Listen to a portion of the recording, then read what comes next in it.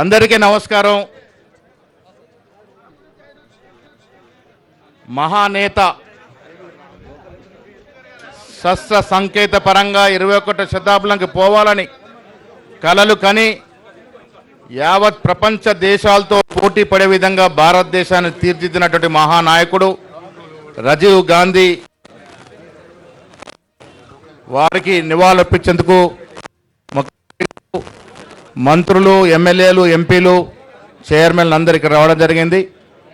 18 ఏళ్లకే vote హక్కు ఇచ్చి యువతరాన్ని దేశ నిర్మాణంలో భాగం కల్పించిన మహానేతకి ఇవాళ మనస్ఫూర్తిగా కాంగ్రెస్ పార్టీ ముఖ్యమంత్రిగా నివాళులర్పిస్తూ ఉన్నాం. ఇప్పుడు ముఖ్యమంత్రి గారు వారికి నివాళులర్పిస్తారు.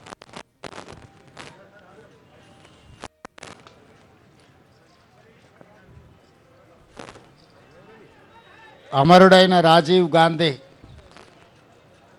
ఈ దేశ యువతకు స్ఫూర్తి. ప్రజాస్వామ్య పరిరక్షణలో, దేశ సమగ్ర కాపాడడంలో శ్రీ రాజీవ్ గాంధీ అమరులైనరు.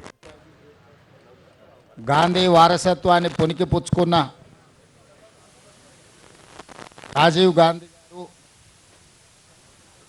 ఈ దేశంలో పారదర్శకమైన పరిపాలన అందించాలి అంటే సాంకేతిక నైపుణ్యాన్ని జోడించాలి. సాంకేతిక నైపుణ్యాన్ని జోడించినప్పుడే ప్రభుత్వం యొక్క నిర్ణయాలు, ప్రభుత్వం యొక్క సంక్షేమ పథకాలు చివరి పేదవాడి వరకు చేరుతాయని సంపూర్ణంగా విశ్వసించారు.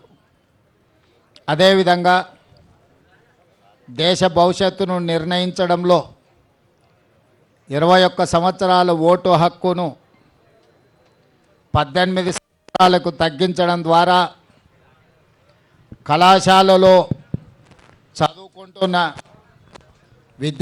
విద్యార్థులు శాసనసభ్యులను, పార్లమెంట్ సభ్యులను ఎన్నుకోవడానికి ఈరోజు పునాదులు వేసిండ్రు.